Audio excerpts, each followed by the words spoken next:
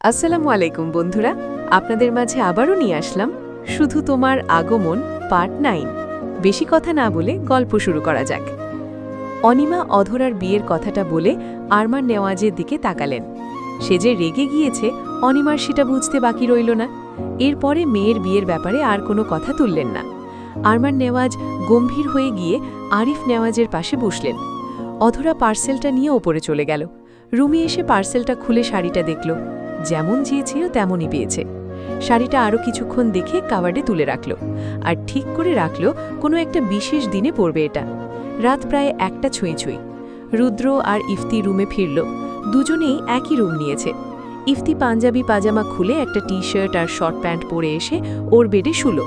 রুদ্র পাঞ্জাবি পাজামা খুলে T shirt আর short pant পরে ওর বেডে শুলো। রুমটায় সিঙ্গেল দুটো বেড। দুজনেই কোনো কথা ছাড়া যে যার মতো শুলো। ইফতি নিজের মতো ঘুমিয়ে গেল। রুদ্র ফোনটা হাতে নিল। সেই যে অধরাকে মেসেজ দিয়ে সাইলেন্ট করে রেখেছিল, এরপরে আর মেসেজ দিয়েছে কিনা আর দেখাই হয়নি। অধরা কোনো মেসেজ দিয়েছে নাকি তাই দেখতে হোয়াটসঅ্যাপে ঢুকল, কিন্তু কোনো মেসেজই দেয়নি। রুদ্র আশ্চর্য হল। মেসেঞ্জারে ঢুকল, সেখানেও কোনো মেসেজ দেয়নি। মনে মনে বলল, আমি যেই মেসেজ দিয়েছি সেটা দেখে তো কোনো রিয়্যাক্ট করে মেসেজ দেওয়ার কথা, কিন্তু দিল না কেন। এদিকে অধরা বিভোরে ঘুমাচ্ছে। ফোনটা তখন ছুঁড়ে মেরে ডিসপ্লে নষ্ট করে ফেলেছে। সকালে তার বাবাকে বললেই ঠিক করে দেবে। পরদিন সকালবেলা রুদ্রের ঘুম ভাঙতেই আবার ফোনটা নিয়ে ব্যস্ত হয়ে পড়ল। অধরাকে এখনও অ্যাক্টিভ দেখতে পাচ্ছে না। ভাবল অধরা কি রাগ করেছে, কিন্তু রাগের মতো তো কোনো কথা বলেনি। দুপুরের দিকে আরিফ নেওয়াজ অধরার ফোনটা ঠিক করে ড্রাইভারকে দিয়ে বাড়িতে পাঠিয়ে দিয়েছেন। ড্রাইভার এসে অধরাকে ফোনটা দিয়ে গিয়েছে। অধরার রুমে না গিয়ে ড্রয়িং রুমেই বসল। ফোনটা উল্টে পাল্টে দেখে শুরুতেই ফেসবুকে ঢুকল। সামনেই পড়ল রুদ্রের দেওয়া স্টোরি। সাথে সাথে চাপ দিয়ে দেখল রুদ্র, ইফতি আর নাফিজ একসাথে ছবি তুলেছে। সবার গালেই হলুদ লাগানো। আশেপাশের লাইটে ছবিটা আরও ঝলমল করছে। অধরা স্টোরিটা স্ক্রিনশট নিয়ে নিল। এরপরে ছবিটায় হা হা রিয়্যাক্ট দিয়ে রাখল। এতেই যেন ওর খুশি দ্বিগুণ হলো। এরপরে রুমে চলে এলো। এর কয়েক মিনিট পরেই সোহা এলো। অধরা ফোনটা রেখে বিছানায় বসে বলল, আয় বস। সোহা বিছানায় বসে বলল, কি করছো? কিছু না। আপু, রুদ্র ভাইকে মিস করছো? কি হো, মিস করব? কেন করছো না বুঝি? উহু, সত্যি? রুদ্র ফোন হাতে নিয়ে অধরার হাহা রিয়্যাক্ট দেখে তৎক্ষণাৎ ফোন দিল অধরাকে। আর এখন কল দিতেই পারে। ইফতির দেওয়া চ্যালেঞ্জের সময়ও শেষ। এদিকে সোহা চলে যাওয়ার পরে অধরা রিডিং টেবিলটা গুছিয়ে রাখছিল। তখন রুদ্রের কল আসে। অধরা কলটা রিসিভ করল। রুদ্র ভেবেছিল হয়তো অধরা কলটা ধরবে না বা সময় নেবে ধরতে, কিন্তু সাথে সাথে কল ধরায় রুদ্র বেশ অবাক। রুদ্র স্বাভাবিক গলায় অধরাকে বলল, কি রে, কেমন আছিস? ভালো। আপনি কেমন আছেন? ভালো। তো স্টোরিতে হাহা রিয়্যাক্ট কেন দিলি? আমার হাসি পেয়েছে তাই দিয়েছি। ওই পোস্টে হাসির কি পেলি? আমরা কি নাচছিলাম নাকি কোনো ফানি মোমেন্টের ছবি ছিল? দেখুন, ছবিতে যাই ছিল না কেন আমার হাসি পেয়েছে তাই হাহা রিয়্যাক্ট দিয়েছি। তুই হাহা দিবি কেন? কয়েকশো লোক স্টোরি দেখল, কই তারা তো হাহা দেয়নি, আর তোরই দিতে হবে কেন? লাভ রিয়্যাক্ট চোখে পড়েনি? না, পড়েনি। এরপরে শুধু দিয়ে দেখিস তোর হাড্ডি গুড্ডি ভেঙে ফেলব। আসছে হাড্ডি গুড্ডি ভাঙতে। কথাটা না, সকাল থেকে এই পর্যন্ত অ্যাক্টিভ ছিলি না কেন? এমনি। তো এখন কি করছিস? কিছু না। রুদ্র বাঁকা হেসে জিজ্ঞাসা করল, তো কালকে বয়ফ্রেন্ডের সাথে কেমন ঘুরলি? ভালো। আমি বাড়িতে গেলে ওই ছেলেকে ডেকিস তো কথা বলবনি। আমাকে গাল ফুলিয়ে বলেই দিল, ওইটা আদ্র ভাই ছিল।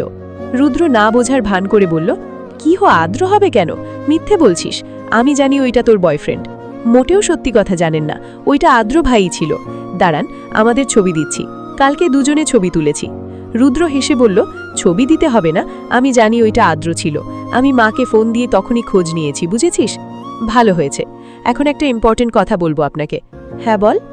ভাইয়া মনে আছে ওই দিন একটা মেসেজ ভুল করে গিয়েছিল? আবার কি হয়েছে সেটা নিয়ে? কিছু হয়নি, তবে ওই মেসেজটা আদ্র ভাই দিয়েছিল। আমার কাছে ভাইয়া স্বীকার করেছে। ও হয়তো মজা করে দিয়েছে। দিয়েছে ইচ্ছে মতো মার, এরপরে আর দেবে না। তুই আমার ভাইকে মেরেছিস?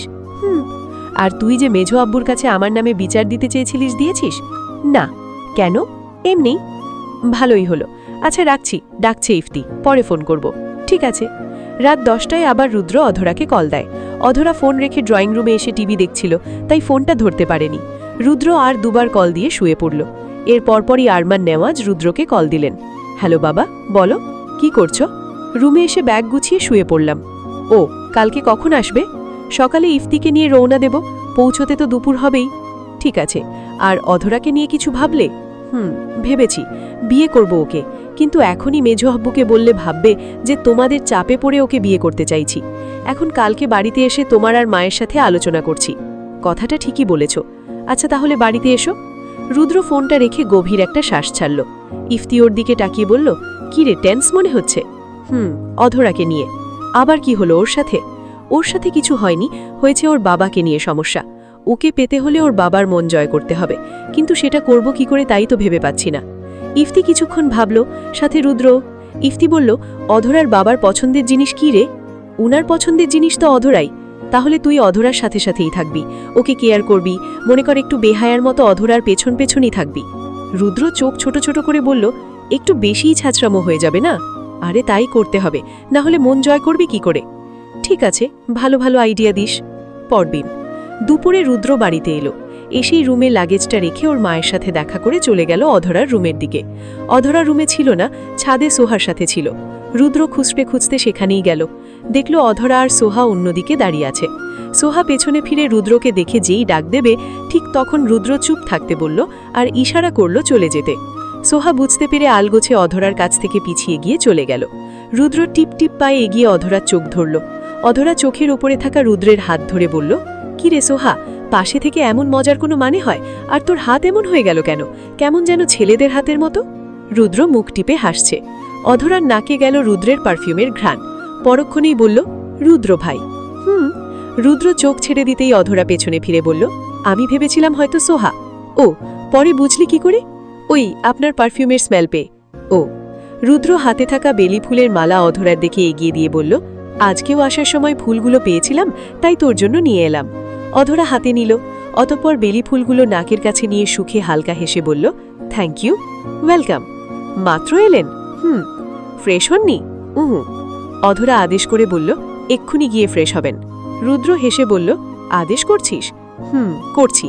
আপনি যে আমাকে আদেশ করেন, তাহলে আমি কি এই ছোট্ট আদেশ করতে পারি না? পারিস, 1000 বার পারিস। তাহলে যান গিয়ে ফ্রেশ হন। রুদ্র চলে গেল। অধরা ফুলগুলো নিয়ে খুশি মনে রুমে ফিরল। সন্ধ্যায় আরমান নেওয়াজ আর আরিফ নেওয়াজ বসেছিলেন ড্রয়িং রুমে। দুজনেই নিজেদের মতো ফোন স্ক্রোল করছিলেন।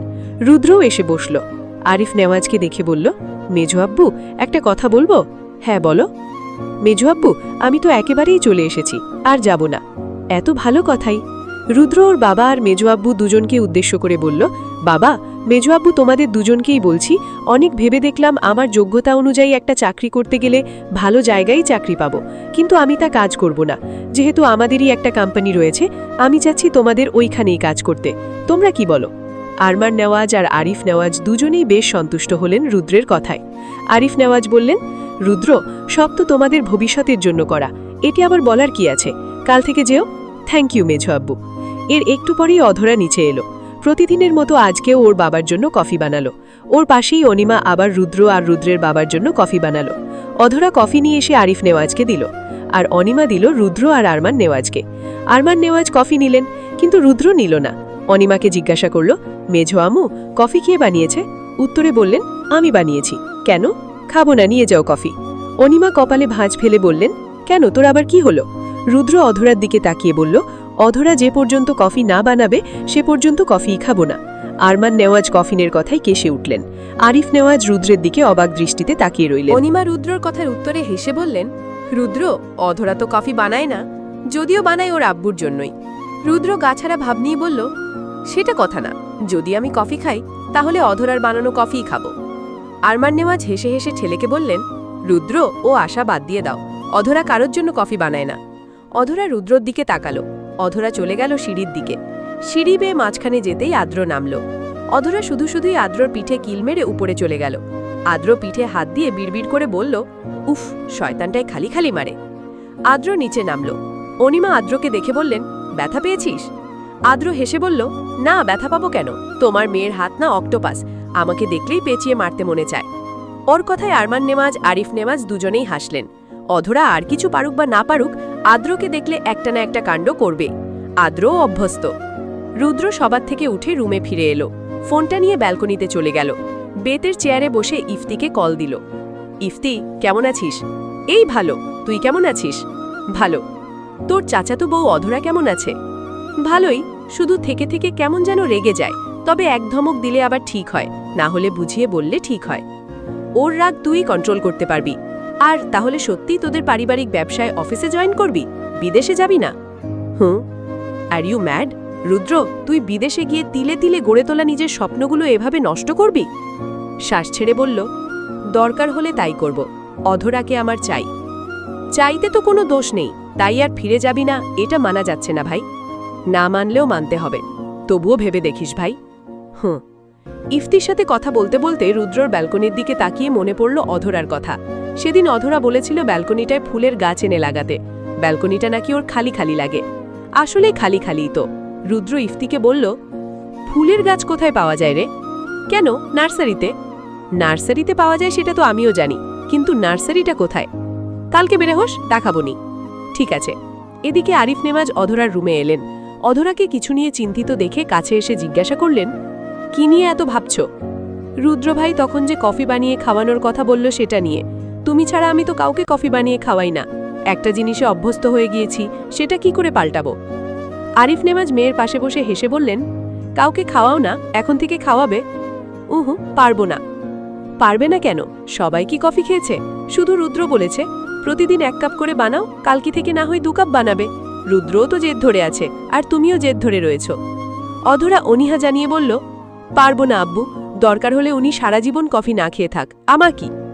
আরিফ নেওয়াজ মেয়ের কপালে চুমু দিয়ে মোলায়েম কণ্ঠে বললেন, তোমার কিচ্ছু এসে যায় না আমি বুঝতে পারছি, কিন্তু এতে কি বা হবে বলো মা? তুমিও ওকে কফি বানিয়ে খাইও, ধরে নিও তোমার বাবার আদেশ এটা। অধরা জানে এখানে আর ওর কোনো কথা খাটবে না, বাবার কথাই শেষ কথা। শেষে অধরা মাথা নাড়িয়ে বলল, ঠিক আছে, তবে তোমাকে আগে, এরপরে ওনাকে। আচ্ছা। রাত তখন 9:47 বাজে। সারাদিনের ব্যস্ততা শেষ করে সবাই যে যার যার মতো শুয়ে পড়েছে। আদ্র নিজের রুমের ব্যালকনিতে বসে বসে সোহার ছবি দেখছিল, আর এক হাতে ছিল সিগারেট। রুদ্র একটা দরকারে এই রুমে এলো, ছোট ভাইয়েরই তো রুম, তাই আর নক করেনি। রুমে না পেয়ে সোজা ব্যালকনিতে চলে গেল। আদ্র তড়িঘড়ি পরে ফোনটা পকেটে নিয়ে উঠে দাঁড়ালো। রুদ্র আদ্রর হাতে সিগারেট দেখে অবাক কণ্ঠে বলল, তুই সিগারেট খাস? আদ্র সিগারেটটা ফেলে দিয়ে বলল, ওই আর কি, মাঝে মাঝে, সবসময় না। রুদ্র আদ্রকে একটু ভয় দেখাতে শক্ত কণ্ঠে বলল, আমি তোর বড় হয়ে সিগারেট খাই না, আর তুই আমার ছোট হয়ে সিগারেট খাস? আদ্র আস্তে করে বলল, সরি ভাইয়া। রুদ্র হেসে বলল, যা পাগল, সরি বলতে হবে না, এমনিই মজা নিলাম, খা, সমস্যা নেই, আসলে একটা দরকারে এসেছিলাম। হ্যাঁ বলো। ল্যাপটপের চার্জার হবে? আমারটা যে কই রেখেছি মনে করতে পারছি না।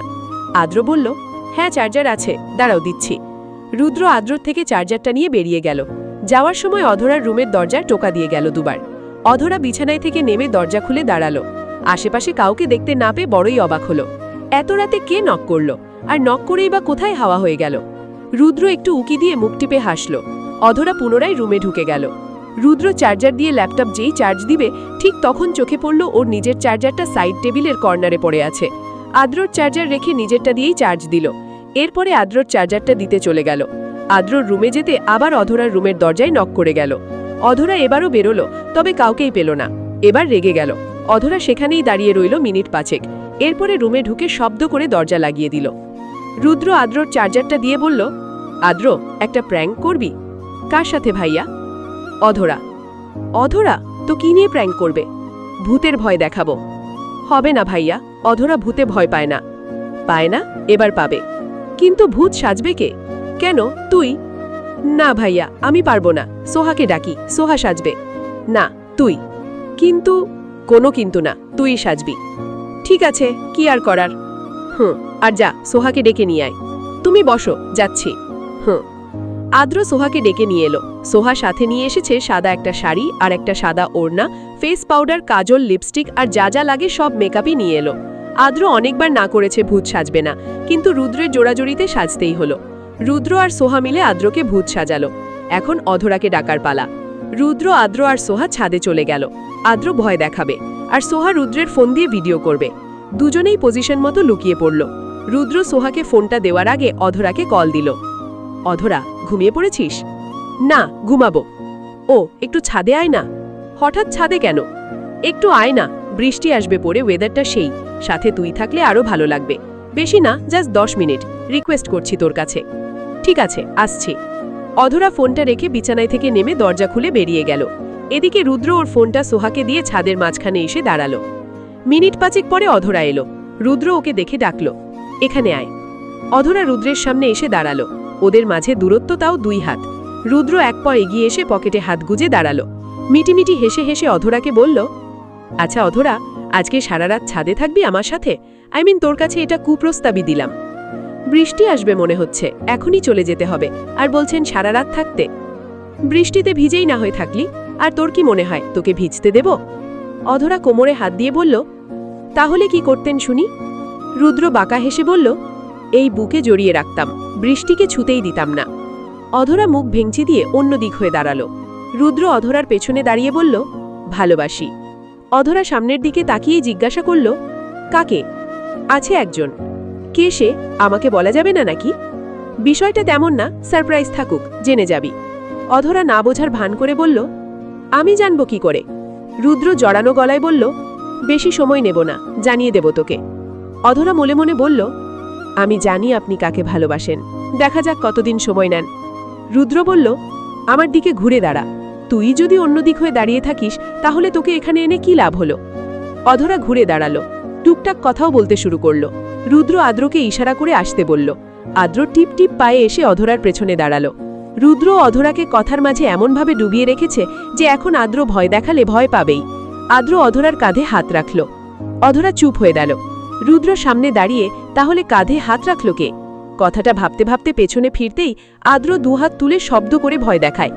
অধরা ভয় পেয়ে চোখ মুখ খিচে বন্ধ করে সামনে রুদ্রকে জড়িয়ে ধরে। আচমকা এমন হওয়ায় রুদ্র কিছু সেকেন্ড শকড হয়ে দাঁড়িয়ে রইল। পরক্ষণেই আবার মুচকি হাসল। আদ্র সেখান থেকে চলে এলো সোহার কাছে। সোহানি ফিসফিস করে বলল, এই নিচে চল, ওরা ওদের মতো থাকুক, ভিডিওটা এই পর্যন্ত রেখেই চল। সোহা ভিডিও বন্ধ করে রুদ্রের ফোনটা পাশে রেখে রুদ্রকে ইশারা করে দেখালো। এরপরে আদ্রর সাথে চলে গেল। দুজনেই দোতলায় এসে থামল। আদ্র সোহাকে জিজ্ঞাসা করল, এই সোহা, মুখের এই লিপস্টিক, সাদা রং, এগুলো কি করে উঠাবো? এগুলো কি যাবে? যাবে, একটু দাঁড়াও, আমি আসছি। সোহা দৌড়ে চলে গেল। আদ্র সেখানেই দাঁড়িয়ে রইল। আরমান নেওয়াজ বাইরে থেকে বাড়িতে এলেন। মেইন দরজা বন্ধ করে সিঁড়ি বেয়ে উপরে এলেন আর সামনে ভূতরূপে আদ্রকে দেখে একটু ছিটকে উঠলেন। আদ্র সাথে সাথে হাই তুলে বলল, বাবা, আমি আদ্র, ভয় পেও না, প্র্যাঙ্ক করতে এমন সেজেছি। ও, মাত্র যদি না বলতে আমি আদ্র, তাহলে আমিও ভয় পেয়ে যেতাম। ও। সোহা এলো, হাতে মেকআপ রিমুভ করার জিনিস। আদ্র সোহাকে বলল, এগুলো দিয়ে কি আবার মেকআপ করে দিবি নাকি? আরে, এগুলো দিয়ে মেকআপ রিমুভ করে তোমার মুখের লিপস্টিক মেকআপ উঠিয়ে দেব। ও। আরমান নেওয়াজ বললেন, যাই করো একটা রুমে গিয়ে করো, না হলে কেউ এসে দেখলে হইচই বাঁধিয়ে দেবে। আদ্র বলল, হো, ঠিক বলেছ।